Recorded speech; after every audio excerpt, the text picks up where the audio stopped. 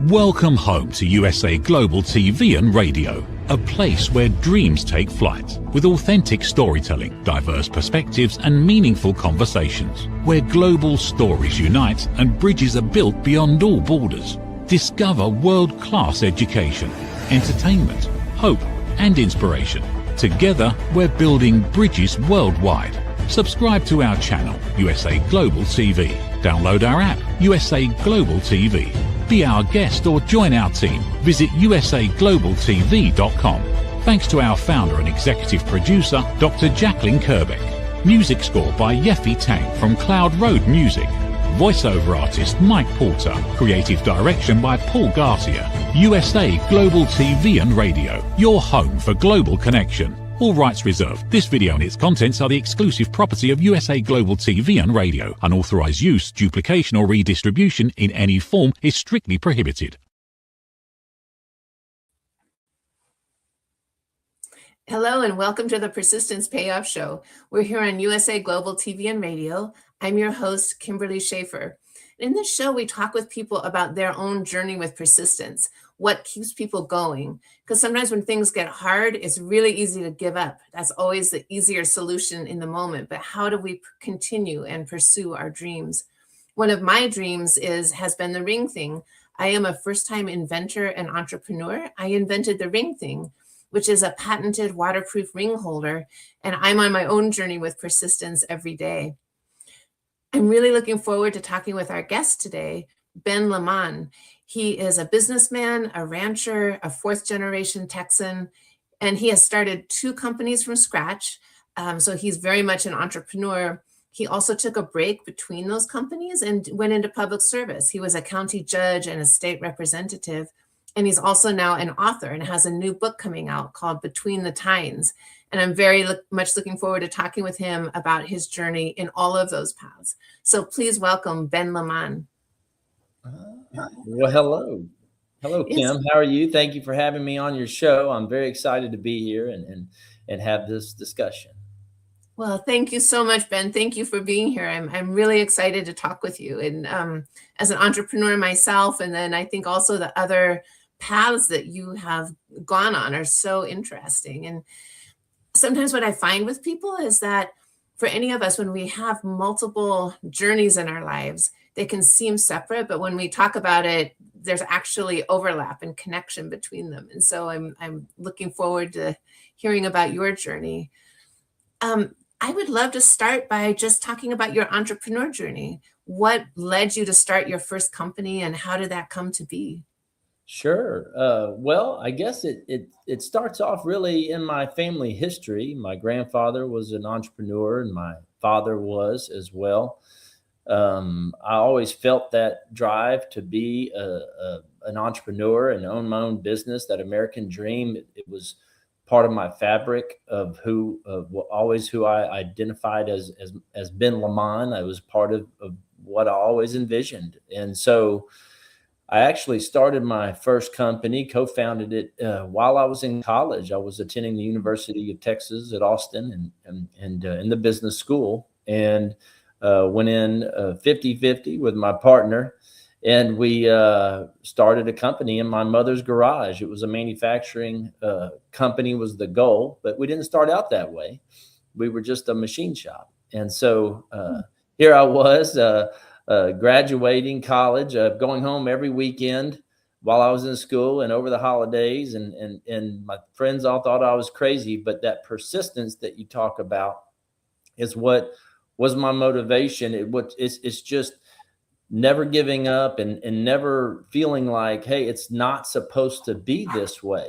Well, it's how an entrepreneur lives. It's a way of life, and understanding that you never get past the hurdle, right? There's always the next hurdle. And so that's how I got started in college. And from there was 16 years of a lot of hard work, but we grew it to over 100 employees. We had 25 stocking locations around the world. We were developed a product line, and became a domestic manufacturer of equipment.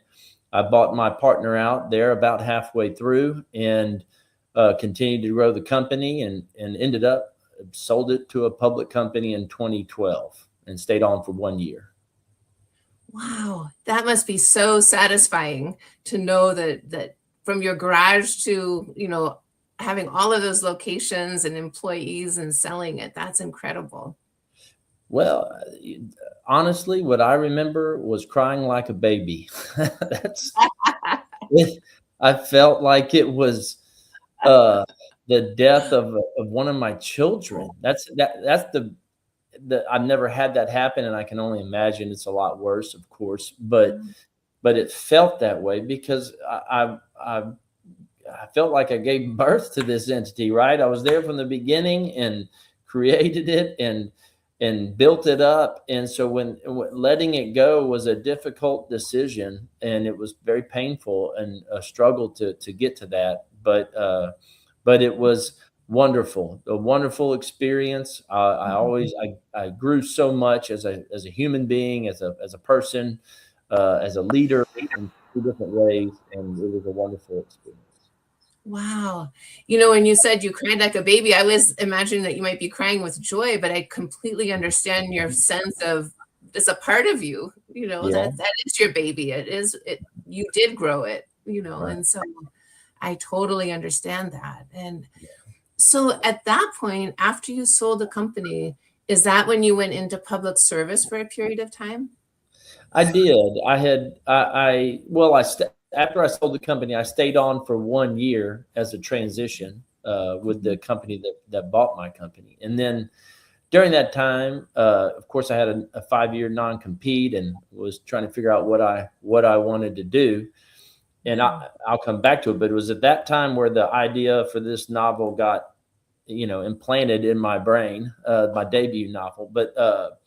But I was recruited by local members of the community to that knew of my business and knew of my background, but also wanted some help in managing the growth in the area. So they kind of corralled me and talked to me about running for public office, and so I did. I ran for county judge, which in Texas, in a county like ours, we wear two hats. It's the judicial. I was held all the various courts in the system, but in the judicial system, but also you're effectively the CEO of the county. You are the chief budget officer, and you preside over commissioner's court, and you run your main responsibility on that side is to run the business of the county. Wow, how interesting. And that to me, it's also that entrepreneurial spirit that although it's not a business, as you said, you were essentially the CEO and you have to just jump in and keep it all moving and keep it growing. And Right. did you find it challenging to work in a system where you weren't the decider about everything? Like even though you were the CEO, there are rules and regulations that you have to follow that you did not set up, which is different than having your own company. And how is that for you? Yeah, absolutely. It was very different, but I made the mental adjustment that that is a different approach mentally to say, hey, I'm the decision maker versus I'm not the decision maker. I'm just part of a team of 5 that makes the decision. So building consensus, it became the primary mechanism on how decisions got made.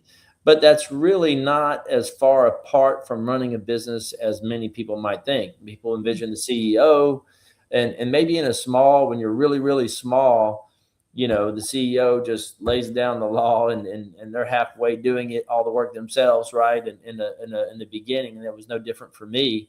But as you build a team, if your team doesn't have buy-in, you're not going to get very far as a company. So even though you are the CEO, you have to build a consensus to produce motivated employees, and to have them perform their best. They need to believe in the vision.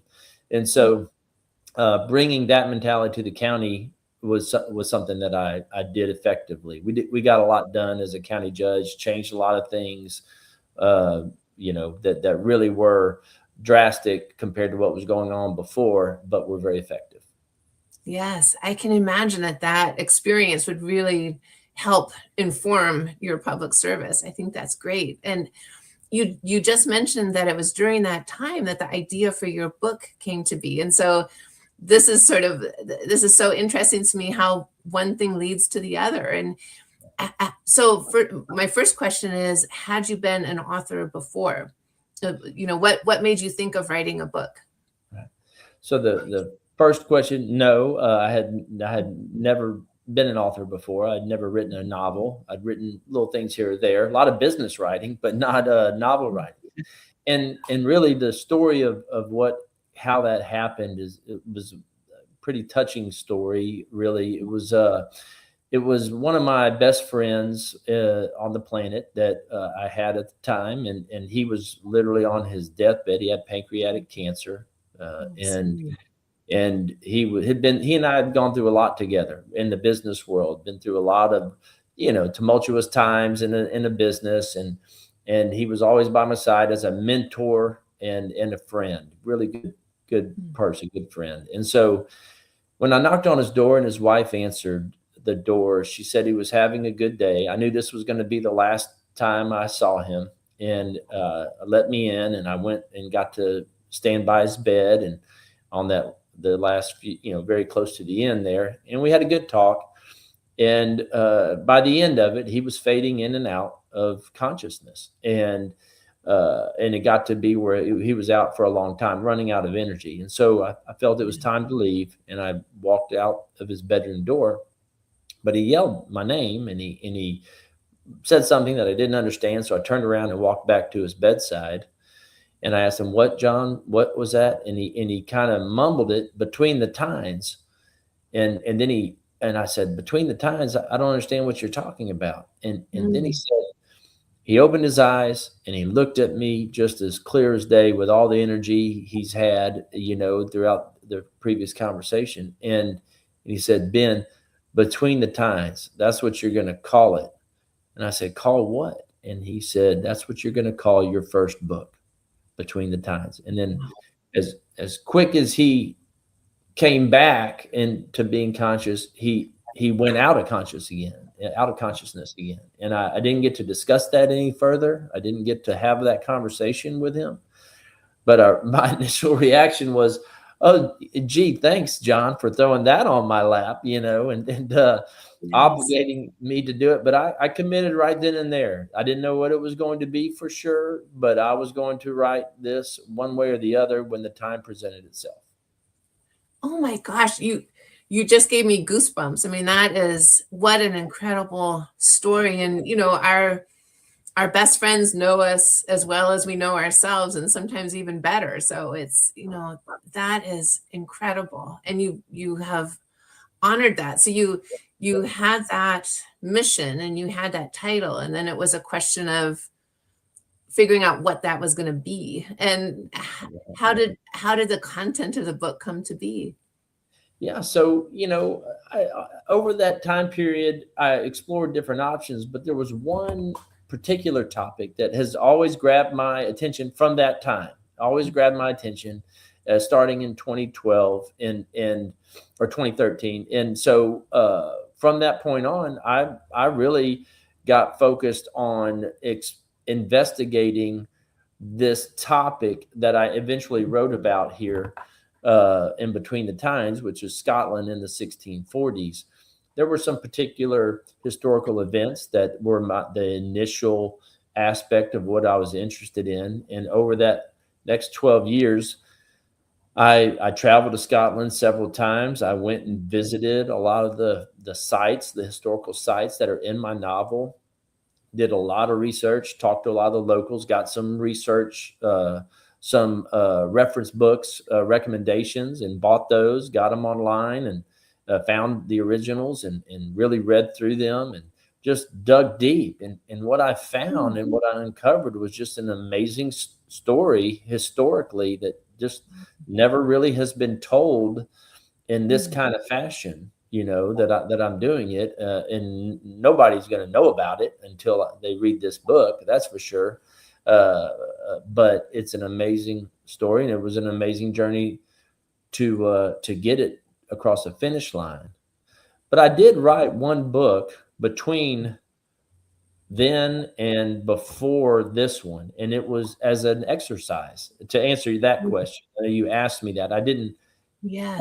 Up until 2013, I had not written a book, but in the early 2020s, that was the first time I said, okay, it's time for me to write my first novel and figure out what is my process to write a novel. Yes.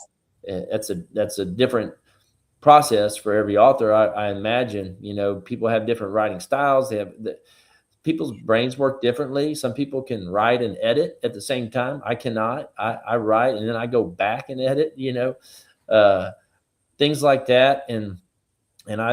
So I enjoyed that experience. And then I really put my heart into this novel, this Between the Times. Yeah. Yes. Oh my gosh. And as you're talking, I'm thinking about persistence in a couple of ways. And also, just to circle back, I'm very sorry about the loss of your friend. That's heartbreaking. I appreciate that. He's a fine gentleman, fine human being. Yeah.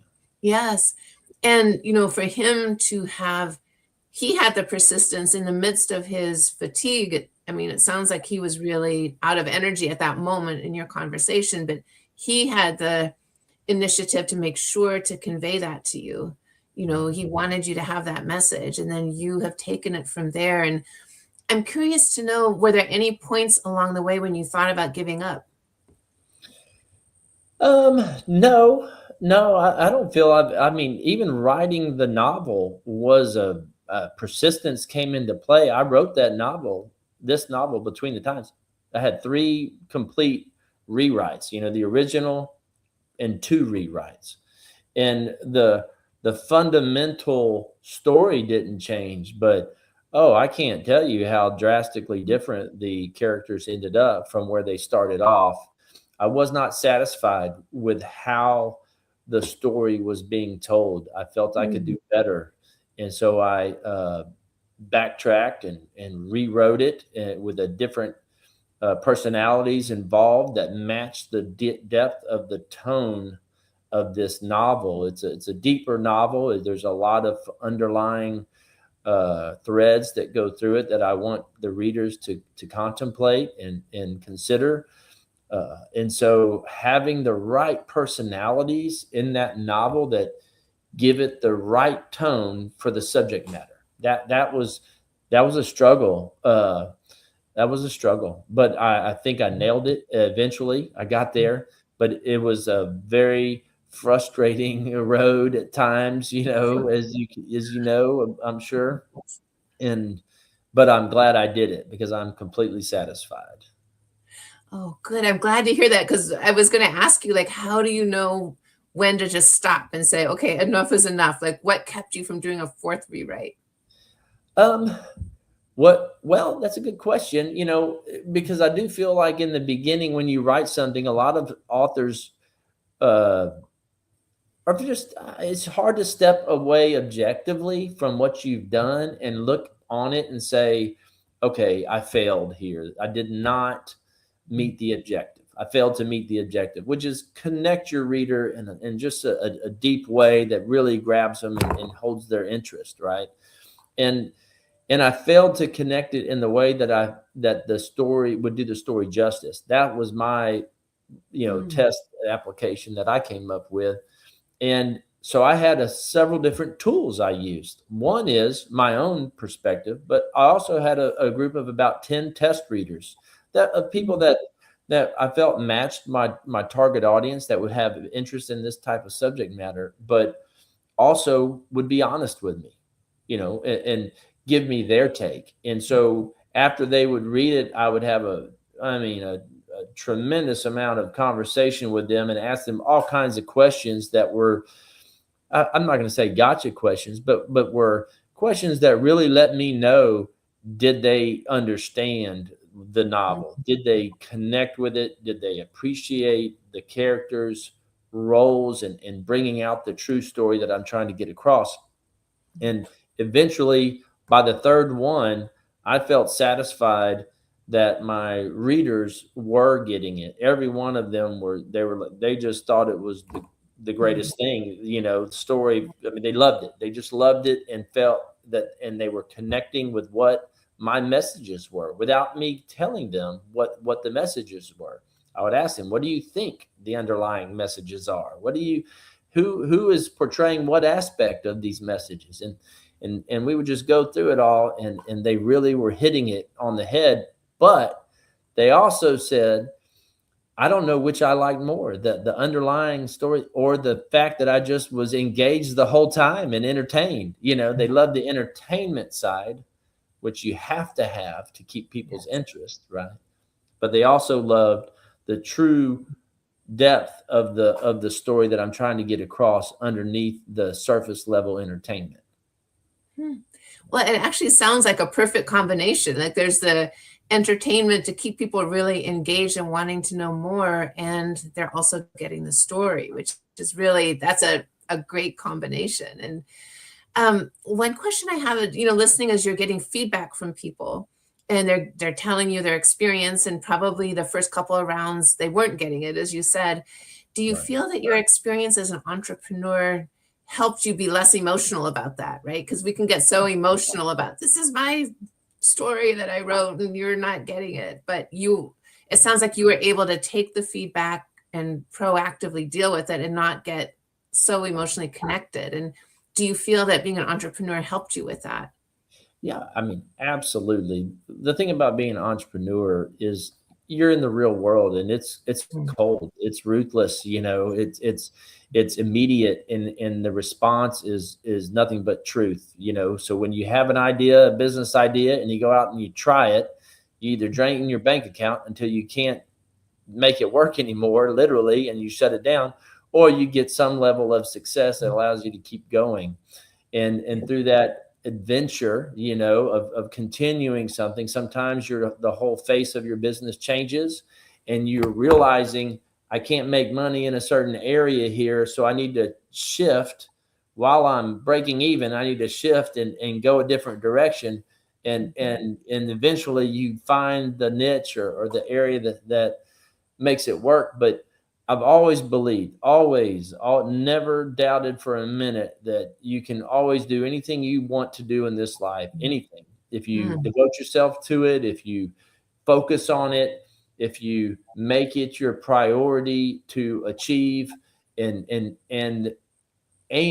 dedicate yourself accordingly. You can't say it's my priority to do it and put in 2 hours a day. That's not going to get you there. So you have to dedicate yourself accordingly, as if it is your priority.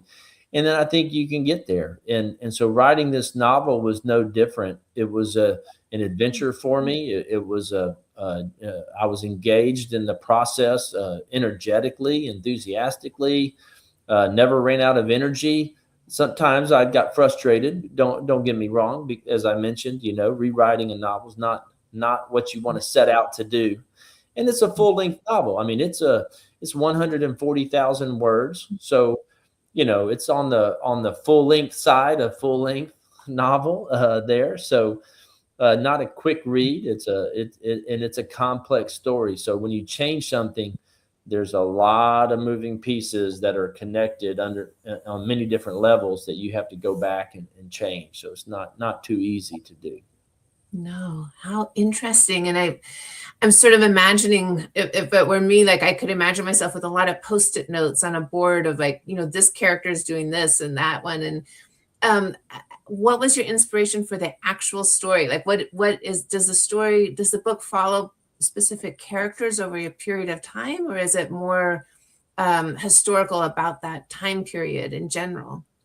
Well, so what inspired the story is really the sequence of events that have long interested me in Scotland, and it's 1640s in particular. So we're talking about at the time where the colonies are just starting to get going, right? And it's a question that really grabs a lot of not only Americans, but reunites the old world to the new world. And that question is, what was going on in various countries at that time that was so difficult or so challenging, or what struggles were these people going to in a given country that caused them to be willing to leave their life behind and start over in the colonies that were not settled. I mean, in today's world, it's like us going to Mars, right? There's no infrastructure, there's no business economy, there's nothing there virtually, that make you feel like it's going to be an easy road, yet they did it. And so what was that? I mean, we hear a lot about the revolution. We hear a lot about the later colonies as it right before the revolution.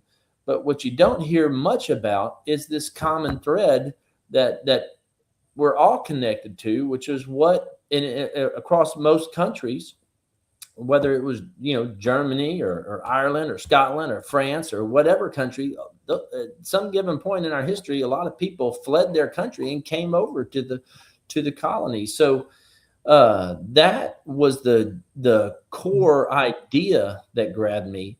And then in particular, this story in Scotland grabbed me because I'm of the Scottish descent. And so I had some interest in Scottish history in that regard and some connections. And so through my initial research of my own history, I discovered this story, this amazing story. And so then I just kept digging, and it got broader and deeper to a societal story. And so the backdrop is the War of Three Kingdoms, but that's not what this story is about. War of Three Kingdoms is a distant backdrop of this story, but this story is about how a neighboring clan draws another clan into a conflict, and in that process of the experiences the main character goes through in this getting drawn into this conflict, he goes through a transformation, and his whole family and clan ends up going through a transformation of mindset. And that journey exposes the reader to all the different elements that were going on at the time in Scotland, and that thought process and that evolution that ends up bringing them to a crossroads where they either have to make a journey across the ocean or stay and defend their way of life in their clan that's had that land for hundreds of years, or over 1,000 years. So. Wow, how interesting. And now that you've written this, and it's about to come out, I believe, next month, I think you said right. April 28th it will be released, which is great. So do you have another book in mind, or do you envision this as a series? So this is a trilogy. It is a trilogy. Forged in Blood is the name of the trilogy. Okay. And that's an allusion to the eventually the United States of America getting forged, and hardened in the journey the society from all over the world went through to get there. And so this is book one.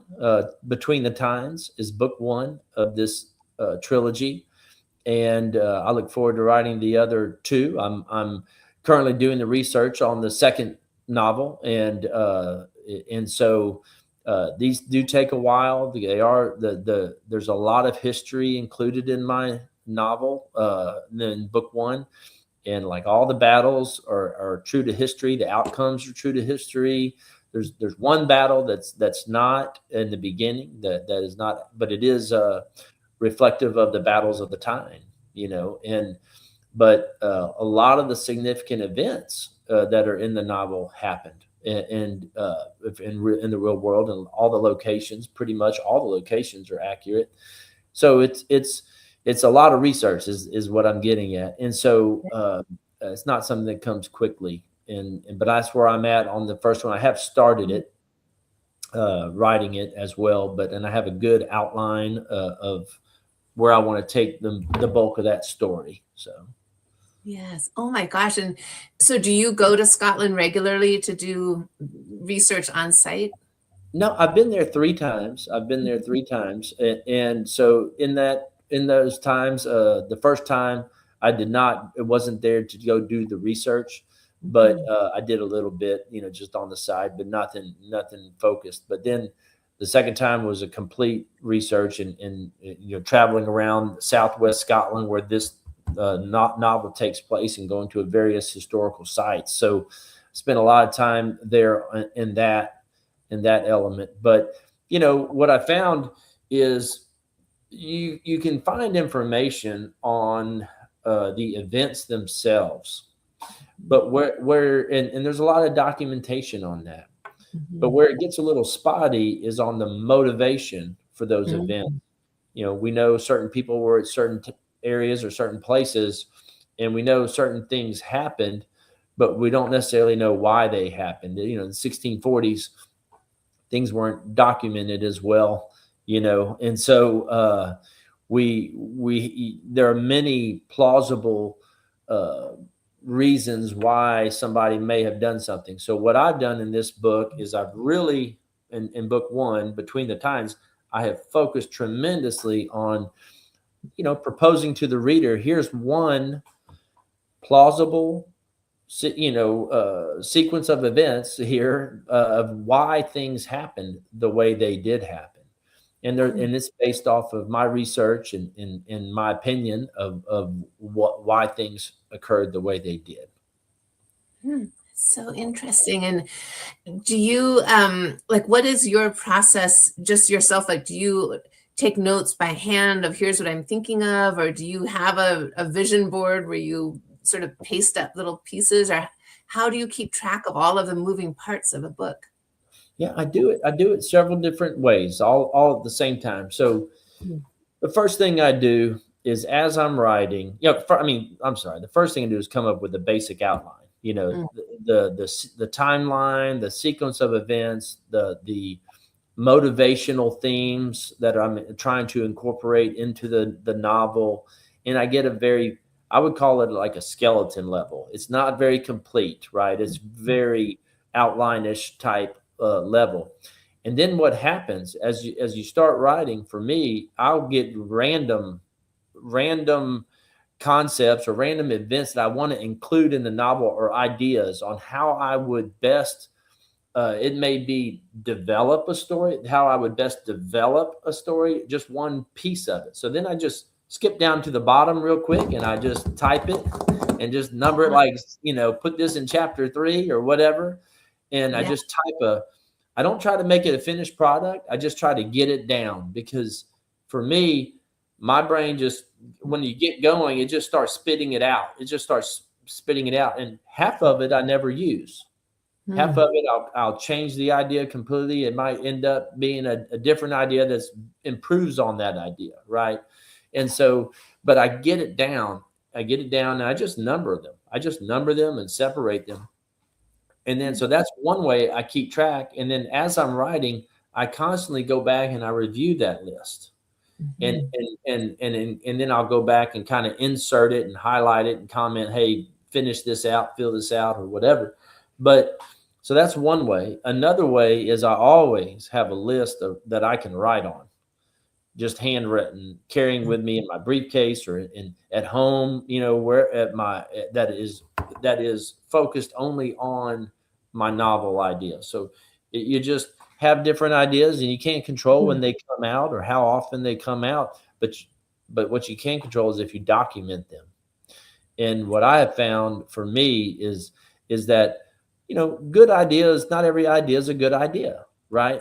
That's true. Yes. If 1 out of 10 is a really good idea, if your mind is the kind that generates a lot of ideas, but you don't ever document them, the thinking you're going to come back and remember that good idea when you have so many that are coming out is unrealistic in my view. So there were a lot of ideas, like I said, I didn't end up using, but the ones that I did use, they rose to the top. They kind of bubble up and end up fitting like a puzzle perfectly in your story, and you're like, oh yeah, this is what I need. That will work. Oh my gosh, it's so inspiring to hear this, and I know we're close to our wrap up time, which is, this has gone so quickly, and I have 2 last questions for you. One is, when you look at your experience as an entrepreneur, in public service, as a county judge, and as an author, what advice would you give to someone about the importance of persistence? And if they're on sort of at a decision point about whether do I pursue something or do I not pursue it, do you have any advice from your own experience that you would share with people? Yeah, the number one thing I would say is ignore the naysayers. That's my opinion.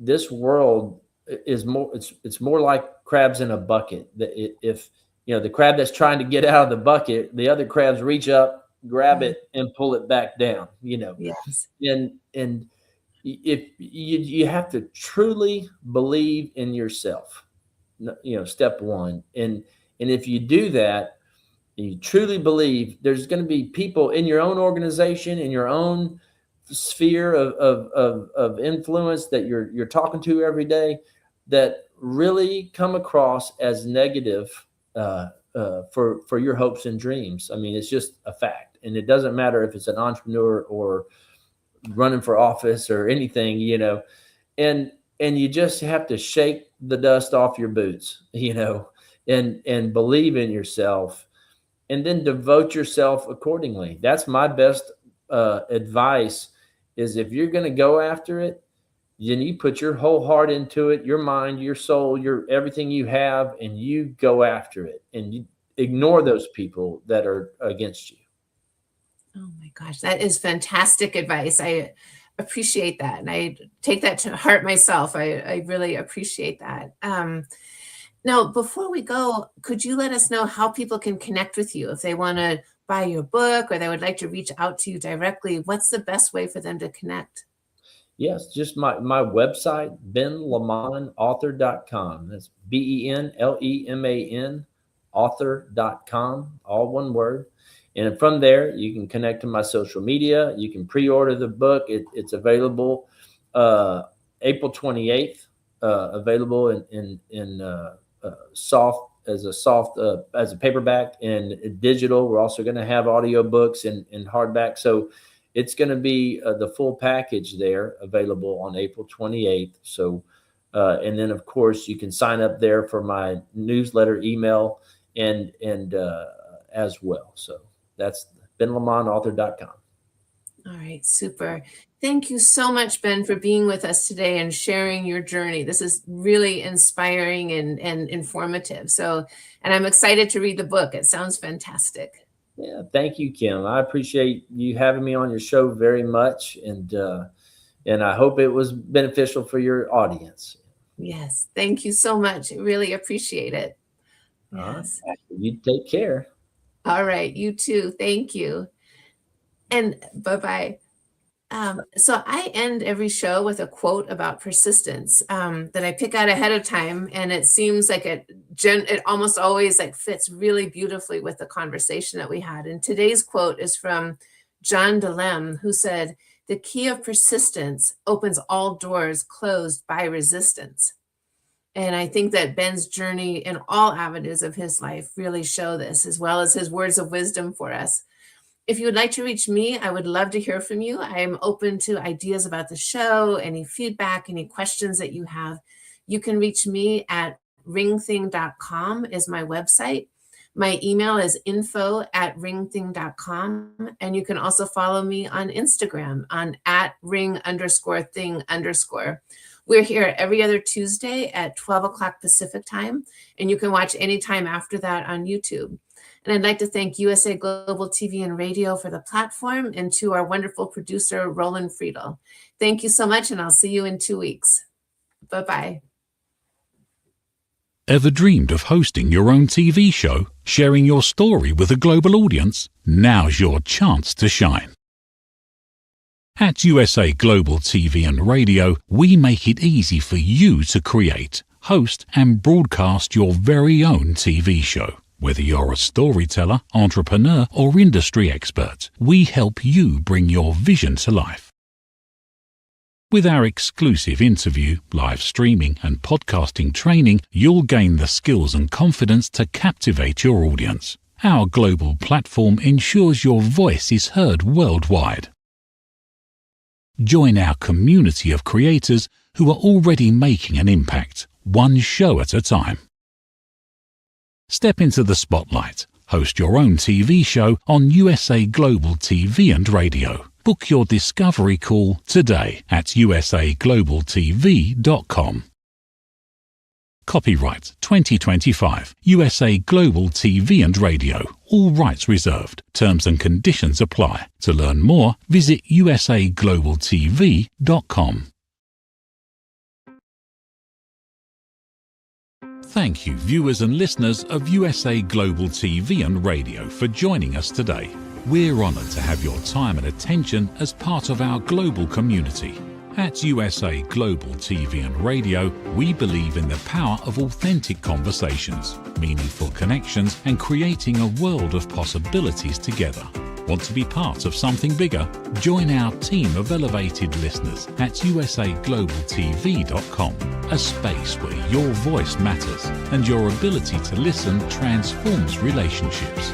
Stay connected with us across all our platforms for thought-provoking discussions, expert insights, and empowering stories.